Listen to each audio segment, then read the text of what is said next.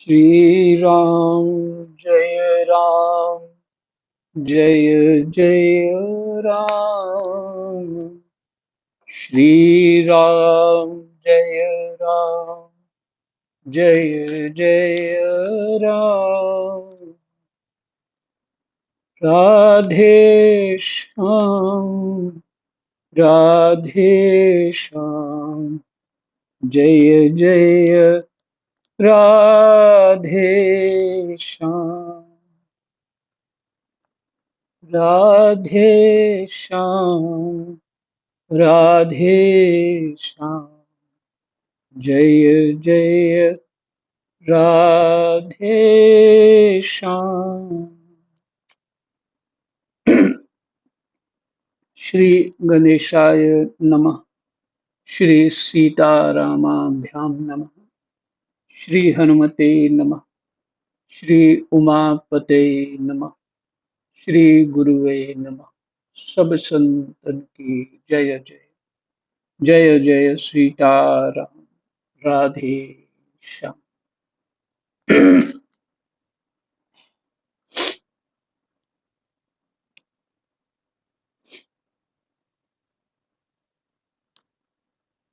श्रीमद्भागवत महापुराण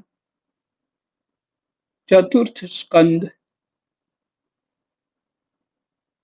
और अध्याय 12 श्लोक संख्या 28 से पाठ होगा।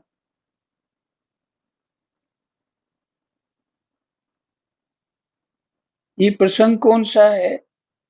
ध्रुव जी को कुबेर का वरदान और विष्णु लोक की प्राप्ति।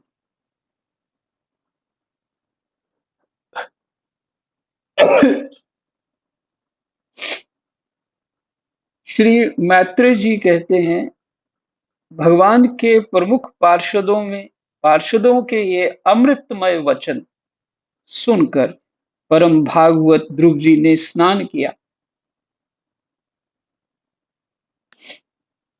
फिर संध्या बंदन आदि नित्य कर्म से निवृत्त हो मांगलिक अलंकार आदि धारण किए।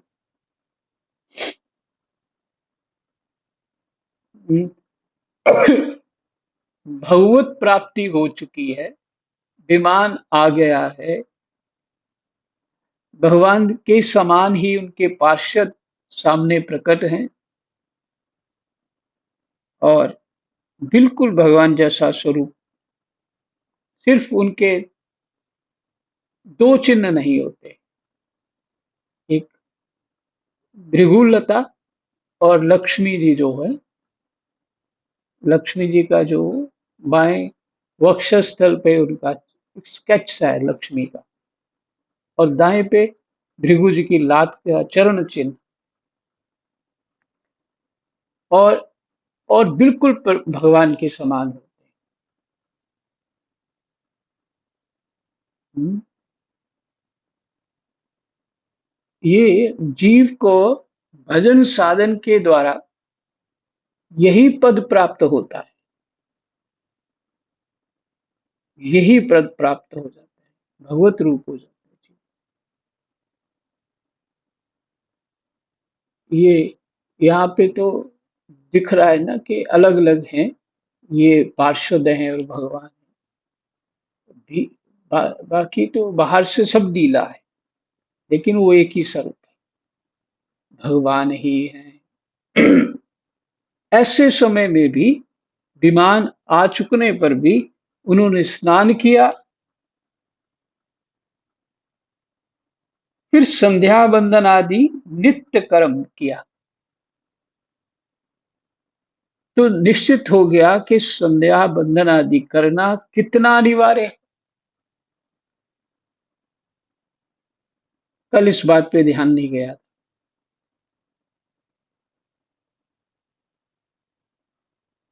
संध्या वंदनादि नित्य कर्म हमें करते रहना चाहिए। ऐसी स्थिति में जब तक, अब देखिए, विमान पे बैठना है, मातर ऐसे भी बैठ सकते थे, और वो शरीर जो है, जैसे जैसे विमान पे बैठेंगे तो शरीर बदल जाएगा, फिर वो शरीर भी आगे चल करके जैसे आगे आगे चलते जाएंगे वो शरीर बदलता जाता है।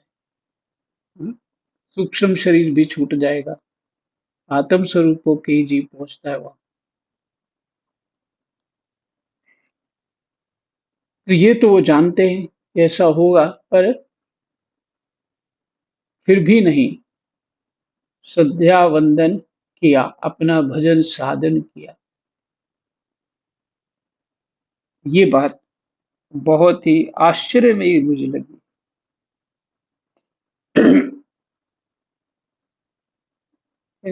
थोड़ी सी बात समझ लेते हैं कहीं, सब कुछ भगवान है, प्रकृति पुरुष की बात भी समझ ली, है? सांख्य दर्शन का ज्ञान हो गया, तो अब तो ज्ञान ही हो गए, अब तो थोड़ी साधन थोड़ी करना, निश्चिंत होकर बैठना, ऐसा विचार हो जाता है लगभग साधकों में। और इससे ये सिद्ध हो रहा है कि नहीं, जब तक ये शरीर है तब तक ये बहुत अनिवार्य है। अगर नहीं करेंगे तो असावधान हो गए हम। ये नहीं करेंगे तो फिर कुछ और करेंगे जो नहीं करना चाहिए, क्योंकि समाधिस्थ तो हो नहीं। ये बहुत महत्ता जो दी है कि संध्या वंदनादि नित्य कर्म से निवृत्त हो, मांगलिक अलंकार आदि धारण किए।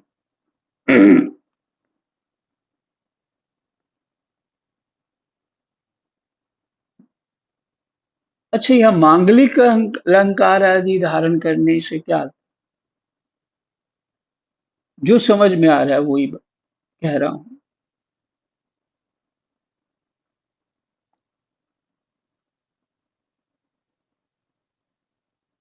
भगवान की सेवा पूजा में जाते हैं ना, तो गुरु लोग बताते हैं कि भगवत रूप होके जाना चाहिए।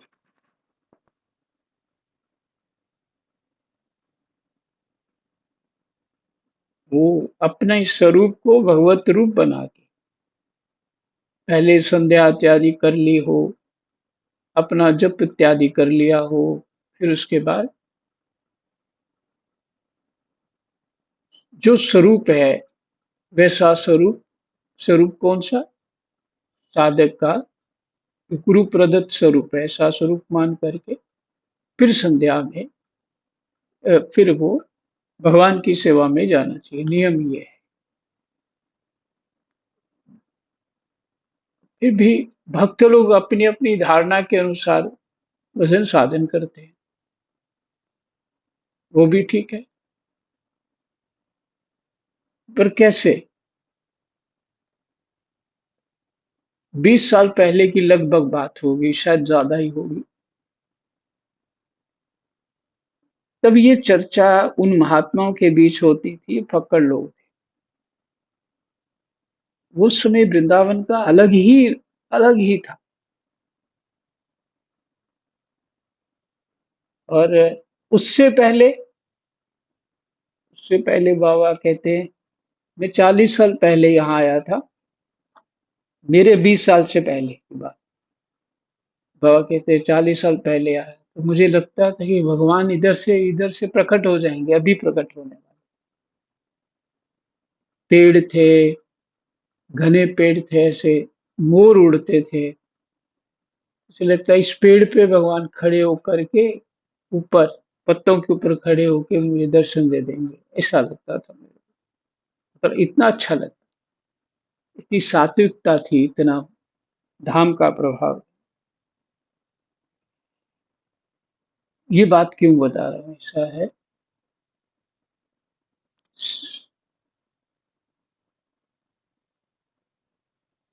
कि भगवान जो है,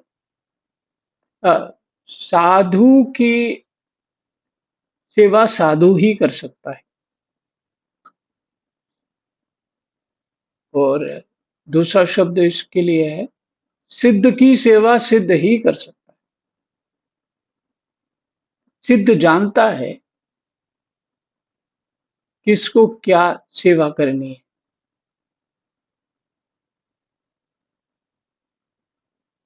आपने प्रसंग सुना ही हुआ होगा, भीष्म पितामह जी जब युद्ध उधर रणभूमि में थे तो तकिया चाहिए था, तो उनको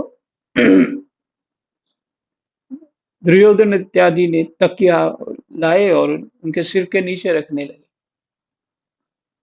तो कहते नहीं, ये तकिया नहीं है मेरा, अर्जुन को बोलो। तो अर्जुन ने बाण मारे और इस तरह से बाण मारे कि सिर के नीचे बाणों से सहारा दे दिया। तो भजन साधन जो होता है,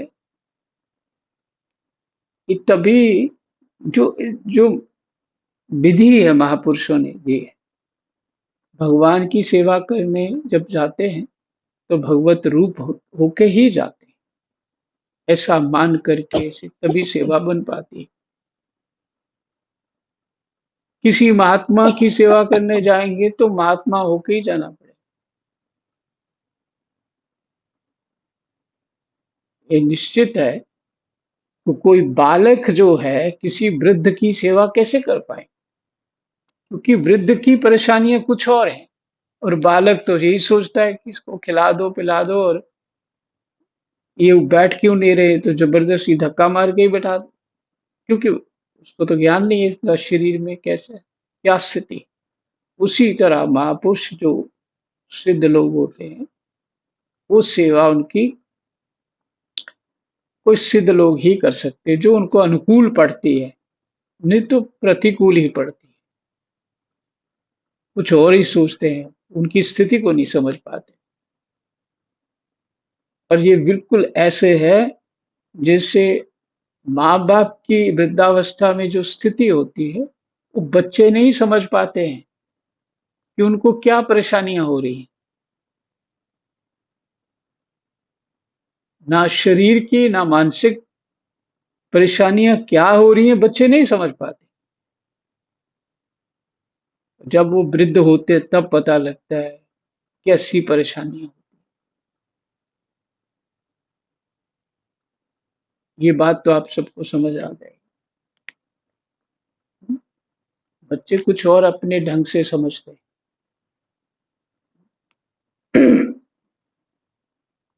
तो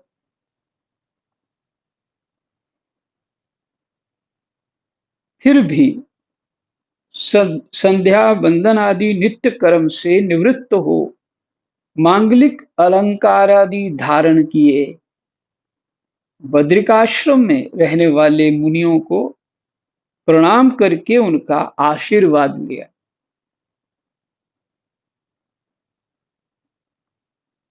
ये घटना है बद्रिकाश्रम। युगों युगों से वहां महात्मा लोग भजन करने जाते हैं। महात्मा अर्थात जो केवल परमात्मा की इच्छा से वहां जाता है, वो महात्मा ही है, महान आत्मा ही, और भगवत प्राप्ति के लिए जाता है। वो चाहे कोई भी हो, वो ही महात्मा। तो वहां जब ये सभी लोग वहीं जाते हैं, तो कुछ वहां है खास।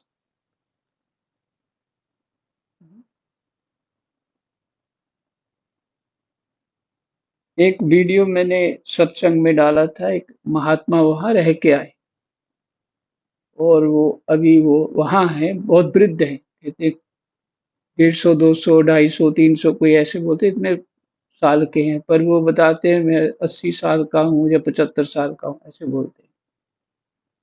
कहते बहुत बूढ़े। और मैंने सत्संग में वो वीडियो डाला था, हफ्ता एक हो गया होगा। तो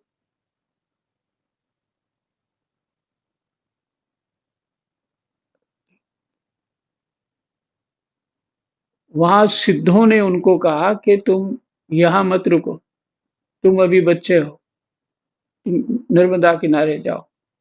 तो उन्होंने कहा नहीं, मैं यहाँ जीने नहीं आया, मरने आया हूँ, मैं यहीं रुकूंगा। ये बहुत सालों तक वहां रहा। और वो भी सिद्ध लोग जो थे, हजारों हजारों साल जिनकी अवस्था थी, वो सिद्ध लोग भी नर्मदा का गुणगान करते, महाकाल का गुणगान करते। ये हमारे धाम हैं जो उनके गुणगान करते, वैसे ही उनके वहां सत्संग होता था। वो भी सत्संग करते, भगवत चर्चा करते। तो सबसे पुराने 27 कल्प से जो है, सबसे पुराने तो नहीं है, उनसे भी ज्यादा पुराने तो लोमश हैं। 27 कल्प जितने पुराने तो हैं काकभशुंडी, वो भगवान की चर्चा के अतिरिक्त तो कुछ करते ही नहीं है।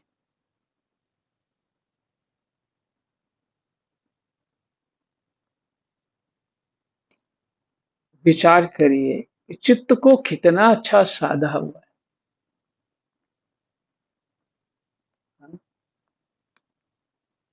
हमारी बात तो ये है कि प्रपंच पहले पूरा हो जाए और बाद में भजन करेंगे, क्योंकि प्रपंच की महिमा है हमारे चित्त में। तो बद्रिकाश्रम में रहने वाले मुनियों को प्रणाम करके उनका आशीर्वाद लिया। इसके बाद उस श्रेष्ठ विमान की पूजा और प्रदक्षिणा की। कितना सुंदर ढंग है उनका। और पार्षदों को प्रणाम कर स्वर्ण के समान कांतिमान दिव्य रूप धारण कर उस पर चढ़ने को तैयार हुए।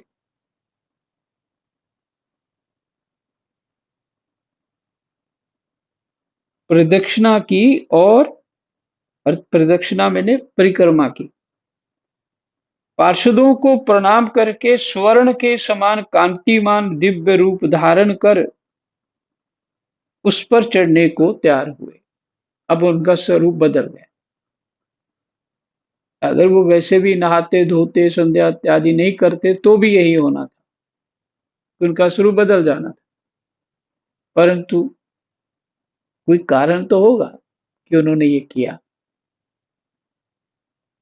इसलिए सिद्ध का क्या भाव है, वो साधारण नहीं जानता, मैंने साधारण प्राणी नहीं जानता। सिद्ध का क्या भाव है, सिद्ध की क्या स्थिति।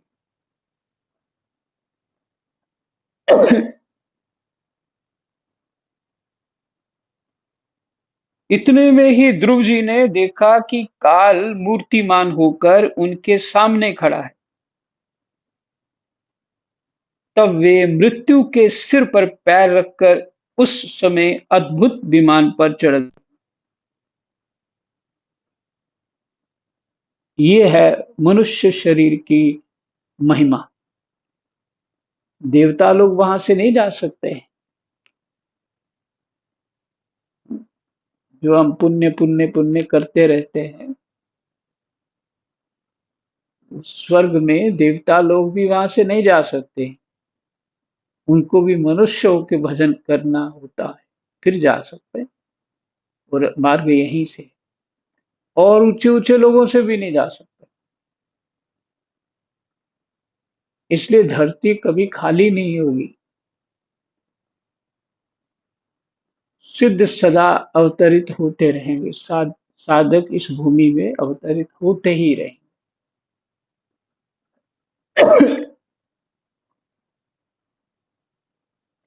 मृत्यु के सिर पर पैर रख करके विमान पर चढ़े।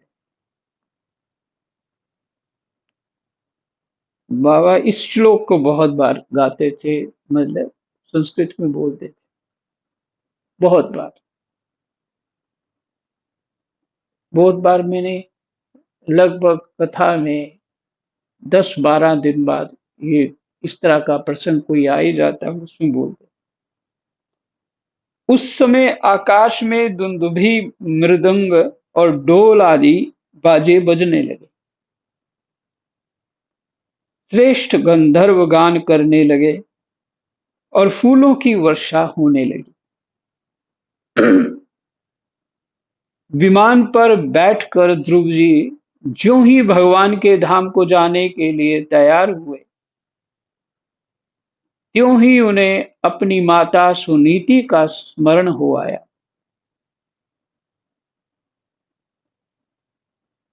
वे सोचने लगे, क्या मैं बेचारी माता को छोड़कर अकेला ही दुर्लभ वैकुंठ धाम को जाऊंगा? नंद और सुनंद ने ध्रुव के हृदय की बात जानकर उन्हें दिखलाया कि देवी सुनीति आगे आगे दूसरे विमान पर जा रही। ये जो मुख्य पार्षद है भगवान के, नंद और सुनंद, वो पहले से विमान पर विराजमान है। माता सुनीति, उनके पति उनको इतना नहीं चाहते थे, अर्थात प्रेम नहीं रखते थे। वो ध्रुव जी की सौतेली माता से उनका विशेष स्नेह था। अगर वो स्नेह रखते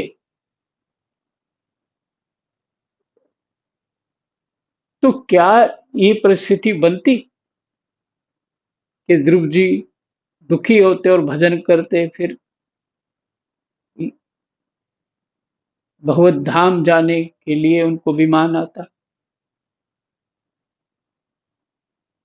अगर संसार मिल गया होता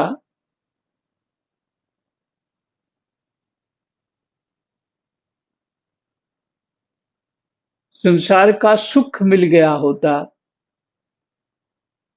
तो बताइए ये भजन साधन कैसे बन जाए?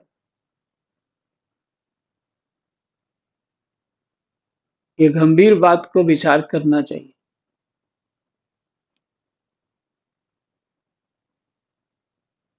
हमें सुख सुविधाओं की आदतें भगवान पढ़ने नहीं देते। तुम तपस्वी बने रहो, यही कृपा है। सुविधाएं प्राप्त बहुत हो गई और फिर कहते हैं हम ऐसे भजन करेंगे। नहीं, तुम अपने मन की पुष्टि कर रहे हो, भजन नहीं कर रहे। अपने अहंकार की पुष्टि कर रहे हो, तुम्हारा अहंकार प्रसन्न होता है। गंभीर बात है।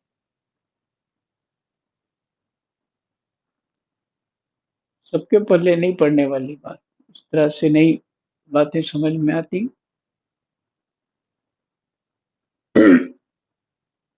माता कुंती ने भगवान कृष्ण से यही कहा था कि मेरे कष्ट दूर हो गए और आप अभी जाएंगे, तो मेरे कष्टों को दूर करने मत आना,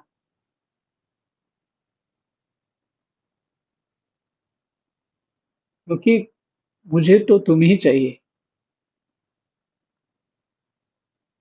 सुख नहीं चाहिए।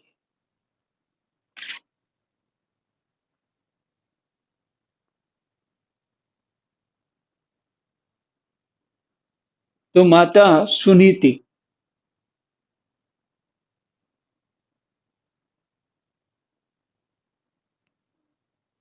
माता सुनीति पहले से विमान पर विराजमान है। अब देखिए, जो पार्षद हैं वो हृदय की बात जानते हैं। कोई साधारण वो जीव नहीं है, वो परमात्मा ही है। तो परमात्मा ही तो हृदय की बात जानते हैं ना।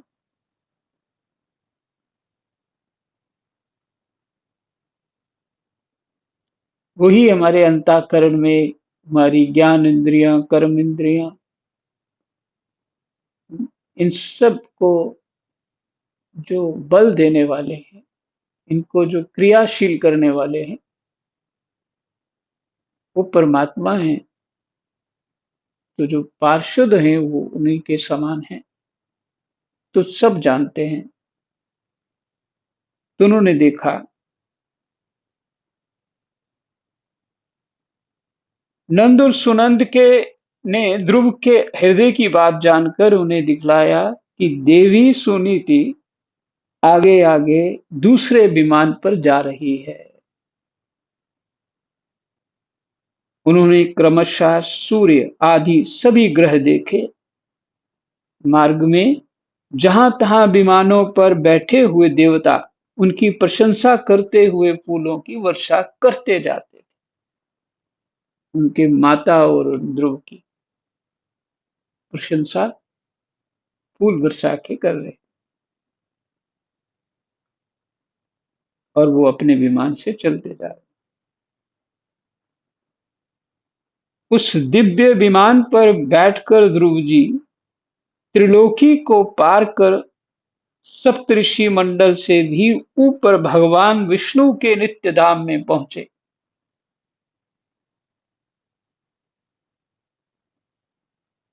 उस प्रकार राम राम इस प्रकार उन्होंने अविचल गति प्राप्त की। अविचल गति प्राप्त की,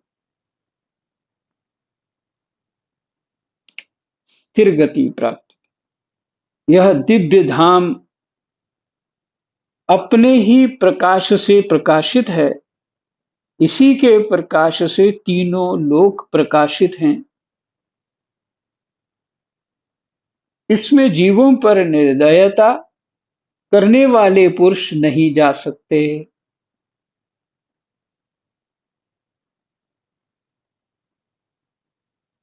जीवों पर निर्दयता कई प्रकार की होती है।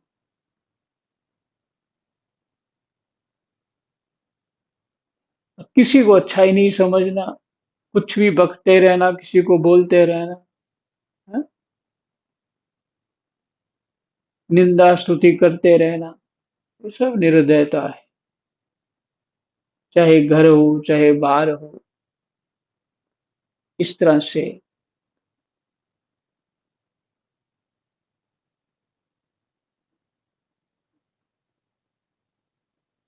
जीवों पर निर्दयता करने वाले पुरुष नहीं जा सकते।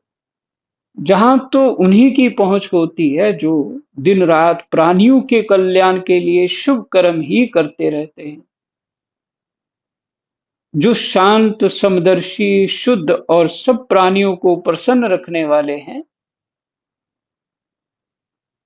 तथा भगवत भक्तों को ही अपना एकमात्र सच्चा सुहृद मानते हैं।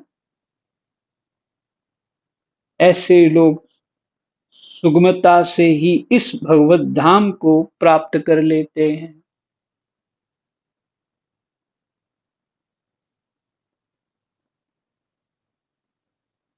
जो शांत समदर्शी शुद्ध और सब प्राणियों को प्रसन्न रखने वाले हैं तथा भगवत भक्तों को ही अपना एकमात्र सच्चा सुहृद मानते हैं, ऐसे लोग सुगमता से ही इस भगवत धाम को प्राप्त कर लेते हैं। यही विश्राम। कृष्णाय वासुदेवाय हरये परमात्मने प्रणतः क्लेशनाशाय गोविन्दाय नमो नमः। जय जय।